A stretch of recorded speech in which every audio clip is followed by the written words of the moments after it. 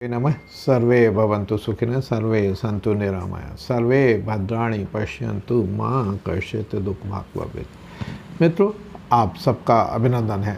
आज चर्चा करते हैं मंत्रिमंडल गठन की। आज 7:30 बजे से राष्ट्रपति भवन में मंत्रिमंडल की शपथ दिलाई गई। मोदी सहित 72 सदस्यों ने शपथ ली और 72 सदस्यीय मंत्रिमंडल का गठन किया गया है। इसमें से जो है, यदि हम कैबिनेट मंत्री की बात करें तो 30 कैबिनेट मंत्री हैं, 5 स्वतंत्र प्रभार के मंत्री हैं और 36 राज्य मंत्री बनाए गए हैं। मित्रों, दलवार स्थिति की चर्चा करते हैं। एक बार दलवार हम समीक्षा कर लें तो भाजपा के 240 सांसद हैं और इसमें 82% हिस्सेदारी बीजेपी की है। 82% में से 25 कैबिनेट मंत्री भारतीय जनता पार्टी से 25 कैबिनेट मंत्री बने हुए हैं। स्वतंत्र प्रभार के 3 मंत्री हैं और राज्य मंत्री 32 हैं और इस तरह से 60 मंत्री जो है भारतीय जनता पार्टी की बनाए गए हैं, जिसका 84.6%, लगभग 85% जो है मंत्रिमंडल के सदस्य भारतीय जनता पार्टी से हैं।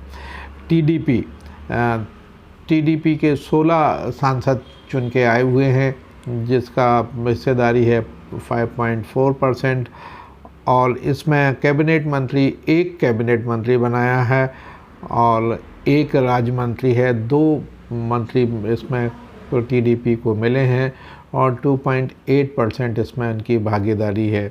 जेडीयू 12 सांसद चुन के आए हैं, 4% है।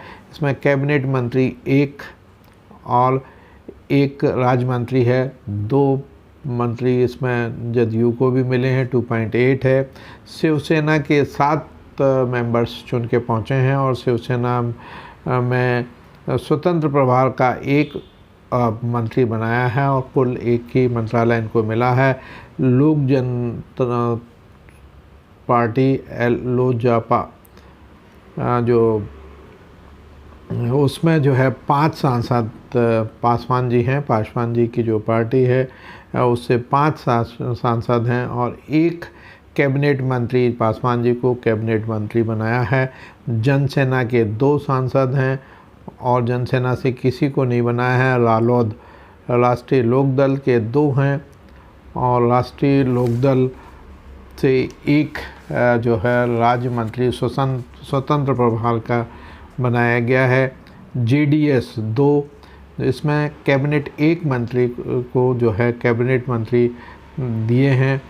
अन्य 8 दल हैं जिसमें 7 सांसद आते हैं और 7 में से 1 केंद्रीय कैबिनेट मंत्री है, 2 राज्य मंत्री हैं। इस तरह से 3 मंत्री बनाए गए हैं।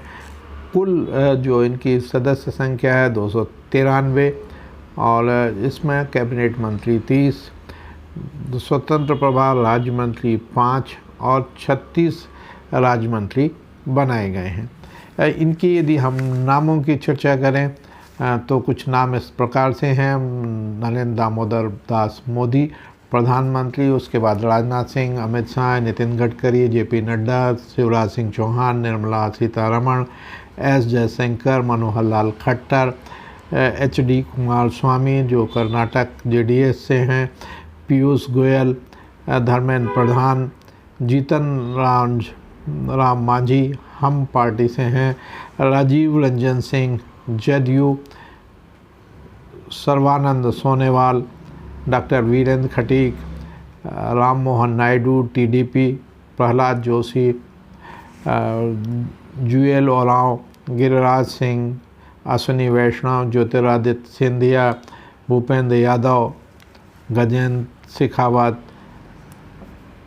अन्नपूर्णा देवी, किरण रिजिजू, हरदीप सिंह पुरी, डॉक्टर मनसुख मंडाविया, जी किशन रेड्डी, चिराग पासवान लोक जनशक्ति पार्टी से हैं।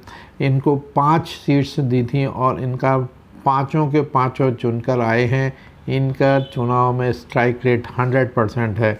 CR पाटिल भारतीय जनता पार्टी गुजरात से है। इस तरह से 30 कैबिनेट मंत्री हैं, 5 स्वतंत्र प्रभार हैं, जिनमें से 3 भाजपा और 2 घटक दलों के लिए है। राव इंद्रजीत सिंह भाजपा हरियाणा से हैं।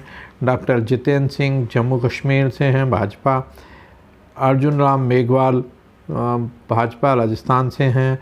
प्रताप राव जाधव शिवसेना और जयंत चौधरी रालोद उत्तर प्रदेश राष्ट्रीय लोकदल से जयंत चौधरी 36 राज्य मंत्री बनाए हैं। 32 इसमें भाजपा के 4 सहयोगी दलों के हैं।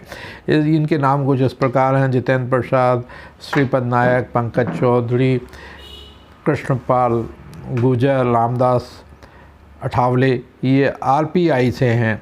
रामनाथ ठाकुर जदयू से हैं। Nityanand Rao Bhajpa, Anupriya Patel Apna Dal, V Somanna Bhajpa, Chandrashekhar Pammaswami TDP, SP Singh Baghel Bhajpa, Shobha Karandlaje, Kirtivardhan Singh, BL Verma, Shantanu Thakur, Suresh Gopi, doctor L Murugan, Ajay Tamta, Bandi Sanjay Kumar, Kamlesh Paswan, Bhagirath Chaudhary, Satish Chandra Dubey, Sanjay Seth, Ravneet Singh Bittu Bhajpa, Durgadas Uikey रक्षा खट से, सावित्री ठाकुर, सुकांत मजूमदार, तोखन साहू, राजभूषण चौधरी, भूपति राजू S वर्मा, हर्ष मल्होत्रा, नीमूबेन बम्भानिया, मुरलीधर मोहोल, जॉर्ज कुरियन, पवित्र मार्गरेट इस तरह से हैं। और सबसे बड़ी बात है कि जो पंजाब से जो संसद का चुनाव हारे हैं, पंजाब से चुनाव हारने वाले रवनीत सिंह बिट्टू को राज्य मंत्री बनाया गया है। ये बहुत बड़ी खबर है कि रवनीत सिंह बिट्टू को राज्य मंत्री बनाया गया है। मित्रों, लुधियाना चुनाव में ये अभी कांग्रेस से छोड़ के भाजपा में आए थे और लुधियाना सीट से इन्होंने चुनाव लड़ा था और ये चुनाव हार गए हैं। चुनाव हारने के बाद इनको मंत्री बनाया गया है और कयास ये लगाए जा रहे हैं पंजाब में होने वाले विधानसभा चुनाव को दृष्टिगत रखते हुए इनको चुनाव मंत्री बनाया गया है। मित्रों, बहुत बातें होती हैं, जातीय जनगणना की बात होती है, वर्ग भेद की बात होती है, देश में ये बात की जाती है कि जाति भेद, जाति को मिटाया जाए, जाति भेद कम से कम किया जाए। मगर जब हमारा देश में ही मंत्रियों का गठन जाति के आधार पर होता है तो वहाँ पर जातियाँ कैसे समाप्त हो सकती हैं, एक ये विचारणीय प्रश्न है। और जब भी न्यूज़ आती है, कोई बात आती है तो उसमें बोलते हैं OBC 27% या 27 मंत्री जो है OBC कोटे से हैं। और मध्य प्रदेश को इन्होंने छोड़ दिया है, जो जिनका जो कोल वोट बैंक है उससे किसी को भी इन्होंने मंत्री नहीं बनाया है। तो कोल वोटर्स की उपेक्षा हमेशा से बीजेपी करती आई है और कोल वोटर्स का ध्यान कभी उन्होंने नहीं रखा है।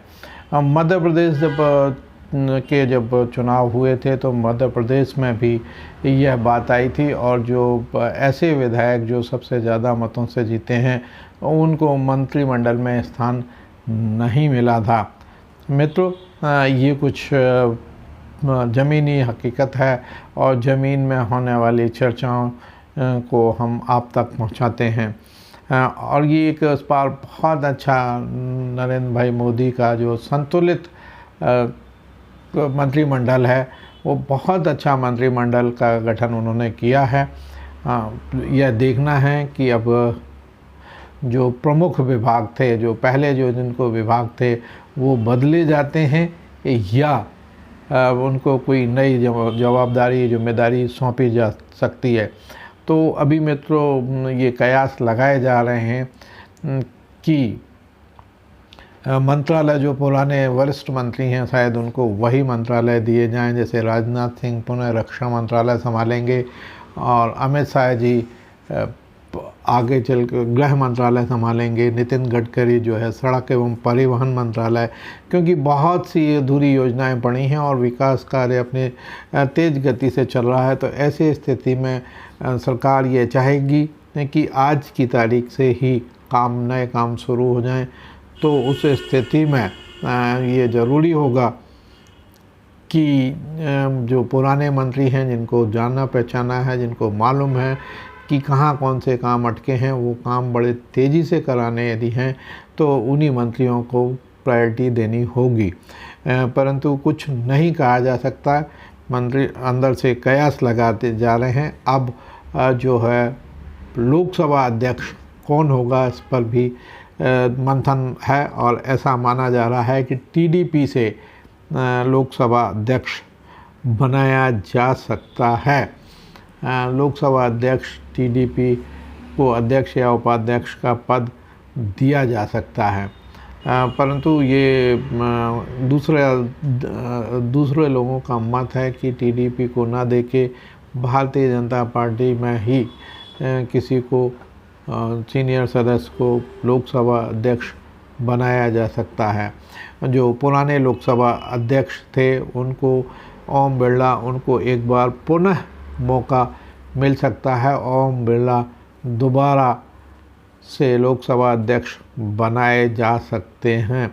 तो ये कयास लगाए जा रहे हैं, क्या होगा यह तो भविष्य के गर्त में है। और मोदी की जो कार्यशैली है कोई प्रिडिक्ट नहीं कर सकता, कोई भविष्यवाणी नहीं कर सकता वो किसको क्या जवाबदारी देंगे। मगर जो मंत्रिमंडल का जो भी गठन किया है वो बहुत अच्छे लोगों का चयन इसमें किया है और वो सभी लोग बहुत अच्छा कार्य करने में दक्ष हैं। कुछ नए लोगों को मध्य प्रदेश के परिप्रेक्ष्य में 2 नए लोगों को दायित्व मिला है जो आदिवासी कोटे से हैं और दोनों ही बहुत मेहनती हैं और काफ़ी मेहनत करने का उनका ट्रैक रिकॉर्ड रहा है कि वो अपने क्षेत्र में बहुत मेहनत करते हैं। तो उनसे भी उम्मीद की जा रही है कि वो बहुत अच्छे से कार्य करेंगे। मित्रों, समस्त जो मंत्रिमंडल के सदस्य हैं, जो चुने हुए प्रतिनिधि हैं, उन सभी को मैं आप सबकी ओर से बहुत बहुत शुभकामनाएं और साधुवाद ज्ञापित करता हूं। जय हिंद, जय भारत।